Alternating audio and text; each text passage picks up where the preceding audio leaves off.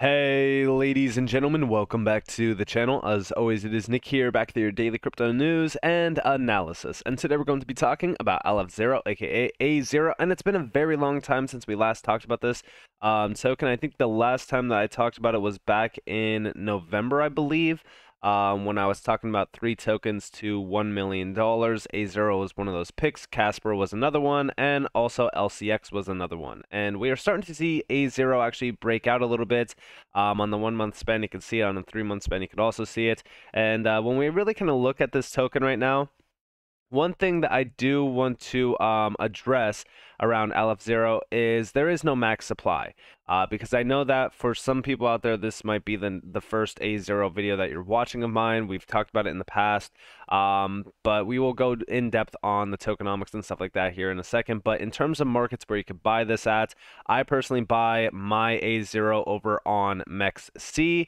You guys could utilize whatever exchange you guys see here. But if you guys did want to buy on MEXC, I do have a link down in the description below as well as in the comments below. It's the one that I utilize for almost all of my token purchases. If there is no token on MEXC that I can't get, then I usually go to a different exchange that I do also support. But with that in mind, let's take a quick look at the overall breakdown of what I was looking at with the price action. So on the 5-day span, this is more of the macro view, higher time frame view of Aleph Zero. So this goes all the way back to when it was initially listed out on MEXC. This also when it first launched. The all-time high for A0 is actually up here at about like $3.11, but the major resistance zone is at around like roughly $2.85. Now, I did do a quick breakdown in the Discord for everybody that was looking at A0, and I said A0 is printing. I said, let me show you something quick. Higher time frame A0 chart that is very simple to read. We are at significant resistance area of about $1.25. We are peaking over it right now, but we need to have a clean break above this. And I said if we can get a nice break here, we could target 140-ish, because 140-ish is about the, this is like the local resistance area of like August. And then I also said, if we reject this range, I'm expecting to be able to buy for $1 again. All depends on what Bitcoin does. And I said if we can break this range of $1.40 zone, then I'm expecting $2 plus. And yes, this is in the short term. I said remember that A0 never had a bull run. Tokenomics are pretty lucrative for pumps on low volume. And also if we break the all-time high, $3, expect this thing to go parabolic. Price discovery on a token like A0 could be pretty insane, but be cautious. And yeah, when we look at Aleph Zero and when we look at the overall price action, honestly, anywhere between, so like there still is some resistance here at about like $1.57, and even like $1.70, but I'm not expecting this to really hold us back from going to like the $2 plus range. I've been looking at like the 3-day chart as well. The 3-day chart is pretty simple as well to look at and address what's happening here. There is still quite a bit of resistance within like the $1.40 to $1.50 area anyways, but I am expecting on the higher time frames to have that nice breakout event. But I am still watching A0 very closely right now as we do kind of get to the point of, you know, okay, yeah, are we going to get a pullback or a breakout? I am still targeting about like $1.04. If we do see a breakdown, if we do see a breakout, then hey, we are expecting $1.40 plus. But nonetheless, in terms of the next bull run area, if we do get back here to the all-time high and breakout, then yeah, I'm expecting some nice highs to be targeted, probably within like the, you know, $25, $50 plus range. Because again, the tokenomics for Aleph Zero allow it to hit some nice figures. I mean, we are at about 308 million out there in total supply right now. For those out there that don't understand the tokenomics, that are very, very simple to understand, because Aleph Zero does simplify almost everything, and they are very, very transparent on the tokenomics. If you go over to their website and you go to learn, you could see this around like the utility and economics. So here we have the A0 token, circulating supply about 211.5 million. Total supply sitting at about like 322.7 million. Amount staked almost 5%. Number of wallets sitting at about 45,264, and we could actually see that over here. There is roughly 45,278 holders right now. We could also see the validators. We could see the staked value sitting at about 71.2% of the overall total supply right now that was issued. And you can see all of the in-depth view here around what's happening with Aleph Zero. Now, when we go back over here and we look at things happening around like the inflation, it is sitting at about 30 million tokens per year. This is not bad in my opinion. A lot of people do think that the 30 million per year is bad, but in my opinion, when we take a look at some of the other tokens that we are invested in, this is really nothing. To get to the point of where we double the supply, it would take us 10 years.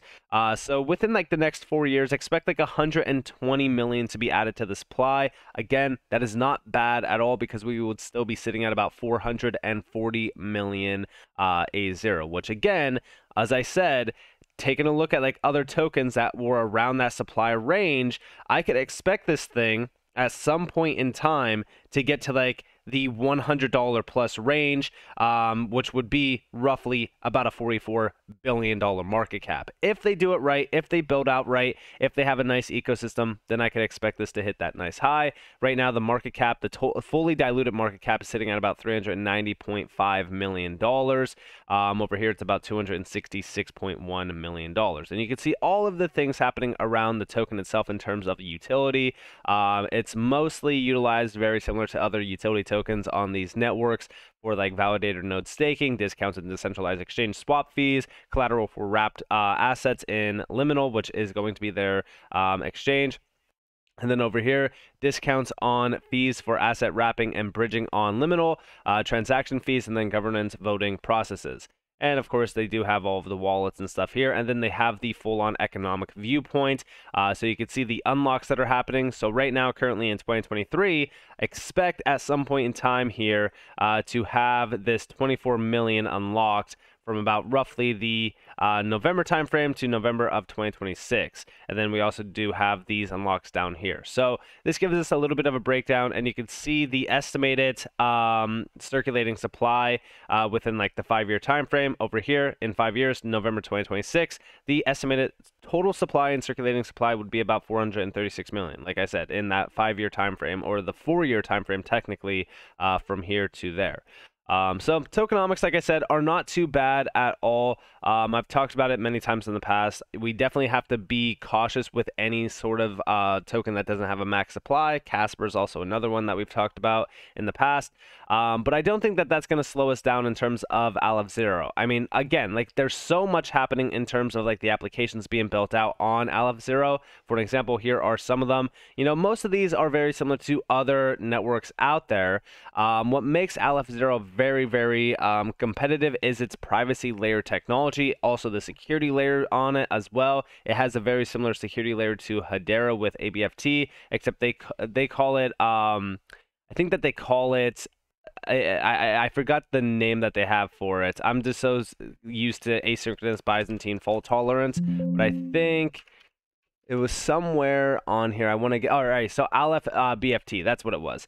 Again, I'm very, very used to saying asynchronous Byzantine fault tolerance, but this is Aleph BFT. But this is their consensus protocol. This is their highest grade of security as well.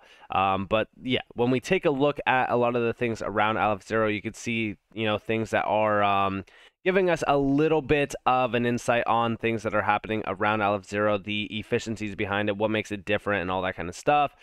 They do go into like the scalability issues with Bitcoin and Ethereum, security, and then also like the privacy area, which again, with privacy, they have ZK Snarks, which does allow for privacy within a lot of the user-owned data records and all that kind of stuff, making this extremely private, extremely secure, and extremely scalable.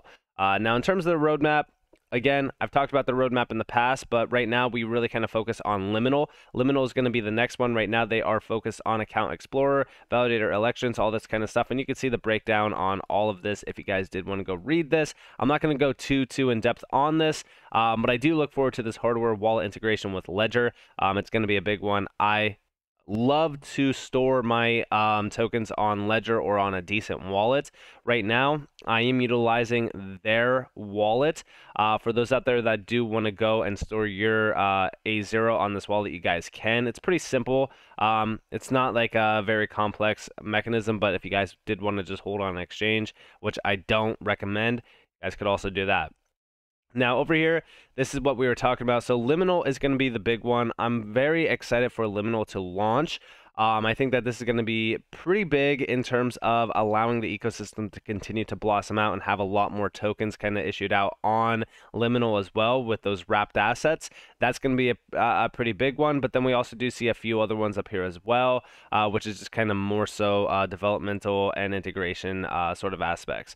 And going forward, there's going to be phase 6, which is just more, updates with Liminal. We do see a few other things up here in terms of like smart contract tooling and the Foundations Committee role. And then over here, last but not least, Liminal 3.0 gets launched. And then we also do go to full community governance, which is going to be very, very exciting because it's going to make it fully decentralized in terms of the community. But there's a lot going on. I've talked to you guys a little bit about the ecosystem. So we were focused on the ecosystem last time. We were kind of talking about some of the use cases that are happening on Aleph Zero and being built out. A lot of these, again, there's so much happening here. A big one, though, that we've always focused on was the Darkverse. So the Darkverse is probably one of the coolest ones that we've seen in terms of like the metaverse itself.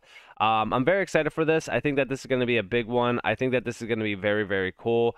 Some of the developers and the creators behind games like The Witcher and even Cyberpunk 2020 or 2077 are going to be building behind this, which is always cool to see. I'm very, very excited for this. Again, I like the metaverse sort of side of things because it allows for mainstream adoption from the retail sector.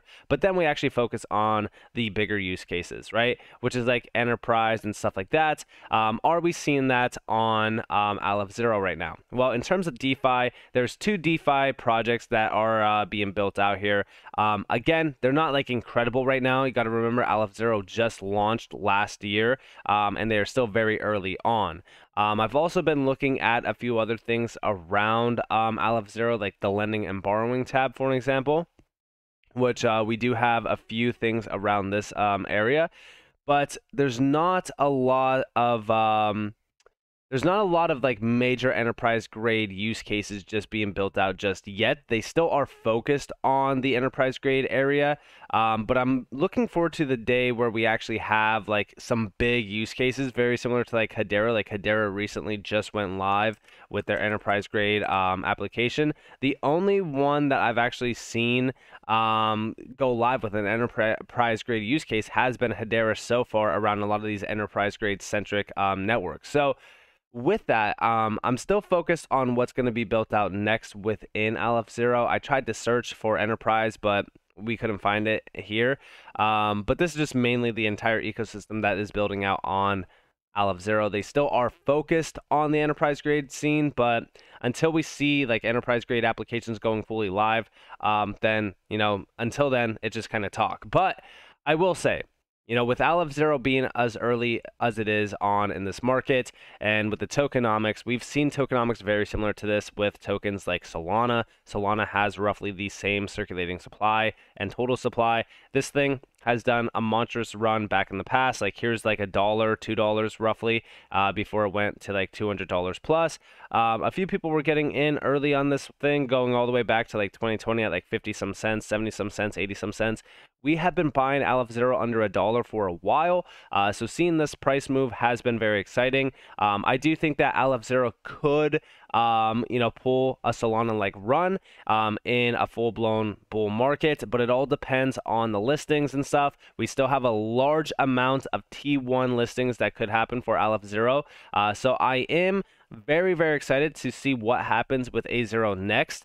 Again, we are very, very close to seeing that all-time high already. I mean, it's like roughly 50% away from our current price. Am I expecting an all-time high here shortly? No, not at all. But I will say, we could see A0 lead the way and pump to like the top 100, because right now we're at number 2,658, which is absolutely insane, which allows for us to have a lot more growth within it. I think that the market cap ranking, though, for it is a little bit messed up, because technically speaking, we should be at like the top 100 already. But I'm going off like the top 100 from like the last bull run at the all-time highs, because I think at the all-time highs to get into the top 100, I think you had to have like roughly $2 billion to $5 billion in market cap. But Nonetheless, I am expecting Azero to hit somewhere within like the $10 billion plus market cap area anyways in the next bull run. We always like to compare it to Solana because, again, it's very similar in tokenomics. Solana was one that was VC backed, though, and really got pushed to these highs. And then like retail just kind of started to FOMO in. But we are watching Azero closely. I think that the ecosystem, I think that the holders, I think that we're very early on this one. This is still very early on network itself. So we have to wait and see what really happens with this. But it is a bet that I've been betting on and waiting to see, it move. So seeing the price action recently is very exciting, but I think that this is just the beginning. We have to wait and see what really happens with Aleph Zero, but I do have high hopes for this project. We've talked about it many times in the past. I've broken it down in the past as well, and this is one of those projects that I am bullish on in the long term. So with that being said, I hope that you guys enjoyed this. If you guys did, definitely leave a like, subscribe, to notifications on because I'm on free content. You guys are more than welcome to follow me on Twitter and join the free Discord down in the description below. As always, hope that you all have a beautiful day or a beautiful night wherever you guys are in this beautiful world. This has been Nick. Peace out, guys.